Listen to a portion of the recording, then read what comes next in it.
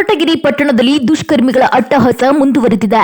ಮಧ್ಯರಾತ್ರಿ ಕುಡಿದ ಮತ್ತಿನಲ್ಲಿ ಸಂಚರಿಸಿದ ಪುಂಡರ ಗುಂಪೊಂದು ರಸ್ತೆ ಬದಿಯಲ್ಲಿ ನಿಲ್ಲಿಸಿದ ವಾಹನಗಳ ಗ್ಲಾಸ್ ಪುಡಿ ಪುಡಿ ಮಾಡಿರುವ ಘಟನೆ ಸ್ಥಳೀಯರಲ್ಲಿ ಆತಂಕ ಹುಟ್ಟಿಸಿದೆ. ಹೌದು, ತುಮಕೂರು ಜಿಲ್ಲೆಯ ಕೊರಟಗೆರೆ ಪಟ್ಟಣದ ವಿವಿಧ ಬೀದಿಗಳಲ್ಲಿ ಈ ಘಟನೆ ನಡೆದಿದೆ. ಮಧ್ಯರಾತ್ರಿ ಸುಮಾರು 2 ಗಂಟೆ ವೇಳೆಗೆ ಕುಡಿದ ಮತ್ತಿನಲ್ಲಿ ಇದ್ದ ಪುಂಡರ ಗುಂಪು ರಸ್ತೆಯಲ್ಲೇ ನಿಲ್ಲಿಸಿದ ವಾಹನಗಳ ಮೇಲೆ ದಾಳಿ ನಡೆಸಿದೆ. 10ಕ್ಕೂ ಹೆಚ್ಚು ಕಾರುಗಳು ಹಾಗೂ 5ಕ್ಕೂ ಹೆಚ್ಚು ಬೈಕುಗಳ ಗ್ಲಾಸ್ಗಳನ್ನು ಪುಡಿ ಪುಡಿ ಮಾಡಲಾಗಿದೆ. ಈ ಘಟನೆಯಿಂದ ಕೊರಟಗೆರೆ ಪಟ್ಟಣದ ನಿವಾಸಿಗಳಲ್ಲಿ ಭೀತಿಯ ವಾತಾವರಣ ನಿರ್ಮಾಣವಾಗಿದ್ದು, ಬೆಳಗ್ಗೆ ಎದ್ದಾಗ ತಮ್ಮ ವಾಹನಗಳ ಸ್ಥಿತಿ ಕಂಡು ಜನರು ಬೆಚ್ಚಿಬಿದ್ದಿದ್ದಾರೆ. ಇನ್ನು ಈ ಘಟನೆ ಸಂಬಂಧ ಕೊರಟಗೆರೆ ಪೊಲೀಸ್ ಠಾಣೆಯಲ್ಲಿ ಪ್ರಕರಣ ದಾಖಲಾಗಿದೆ. ಈಗಾಗಲೇ 5 ಜನ ಪುಂಡರಲ್ಲಿ 2ರನ್ನ ಪೊಲೀಸರು ಬಂಧಿಸಿದ್ದಾರೆ. ಉಳಿದವರಿಗಾಗಿ ಶೋಧ ಕಾರ್ಯ ಮುಂದುವರೆದಿದೆ.